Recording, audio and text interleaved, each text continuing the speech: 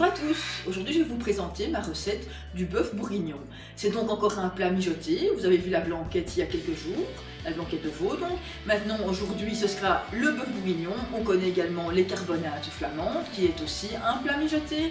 Ici la différence c'est que c'est la même viande que pour les carbonades, mais au lieu d'être mijoté dans une bière, ce sera mijoté dans un vin rouge de Bourgogne. Ou si vous n'avez vraiment pas trouvé le vin de Bourgogne, vous pouvez quand même prendre un vin de Bordeaux. Vous allez voir ça ici en image. Il y aura peut-être un petit peu aussi, même pas peut-être, certainement un peu de concentré de tomate, que vous verrez la technique qu'il faudra faire pour que ce ne soit pas trop acide au niveau du coulis de tomate.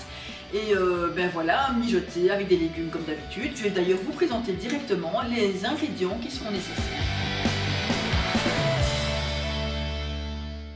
Voilà, je vous présente donc les ingrédients nécessaires à la recette. Vous avez donc pour commencer la viande. C'est une viande, comme je le disais, similaire à des carbonades de bœuf. Donc moi je l'ai pris comme pour faire des carbonades. Vous la nettoyez un petit peu si éventuellement des excès de gras. Mais ici, vous voyez, ma viande est très belle. Il n'y a pas vraiment beaucoup de gras, donc je n'aurai pas beaucoup à nettoyer. Alors, il faudra de la farine. Vous allez voir pourquoi en image pour lancer la cuisson avec la sauce, etc. Il y a les échalotes, l'oignon, l'ail, les champignons, les carottes, alors céleri, mais pas beaucoup parce que c'est du vert que j'ai pris, c'est toujours mieux de prendre du blanc. Je n'en ai pas trouvé, donc j'ai dû prendre du vert, donc je pense qu'avec une branche j'aurai bien assez pour 1 kg de viande. Champignons, le vin pour faire la sauce, comme je l'expliquais, c'est un vin de Bourgogne, mais ici je n'en ai vraiment pas trouvé du tout. J'ai pris un Bordeaux, c'est quasiment pareil. Alors vous avez le concentré de tomate bien entendu, le bouquet garni. Si vous voulez, vous pouvez prendre du thym, du laurier, etc. Mais moi, j'ai pris un petit bouquet garni ici. Le poivre, le sel, le thym, bien entendu. Et bien sûr, n'oubliez pas votre beurre, bien sûr, pour cuire votre viande. Nous allons voir ça directement en image. Ce sera bien plus facile.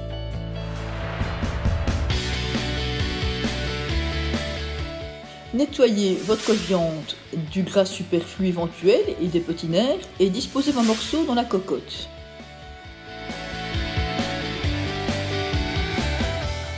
Pendant que votre viande est occupée à dorer dans la cocotte, épluchez vos légumes et coupez-les.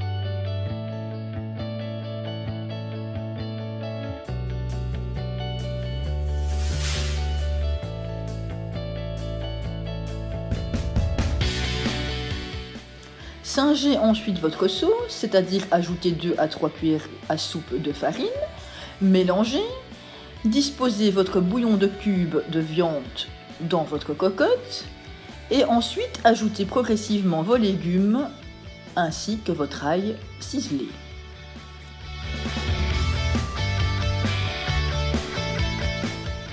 Je vais maintenant disposer mon concentré de tomate dans ma cocotte, mais avant cela, une petite astuce pour enlever l'acidité de la tomate. Chauffez votre concentré de tomate dans une poêle pendant quelques minutes et ensuite quand il est bien chaud, vous l'ajoutez évidemment dans la cocotte et vous mélangez bien.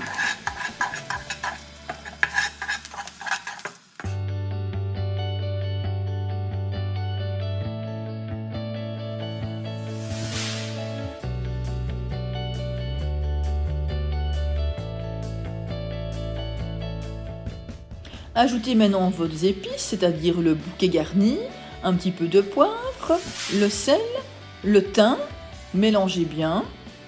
Éventuellement, vous pouvez mettre quelques morceaux de sucre pour couper un peu l'acidité. Finalisez maintenant en arrosant avec votre vin rouge. Recouvrez bien votre viande, mélangez bien et laissez mijoter au minimum 2 bonnes heures.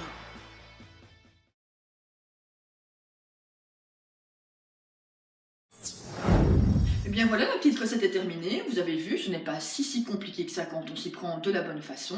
C'est un plat très bon, mijoté comme beaucoup de personnes l'aiment bien. Accompagnez-le certainement d'une petite pomme frite ou quelque chose au choix que vous préférez, mais logiquement ça s'accompagne toujours d'une petite pomme frite.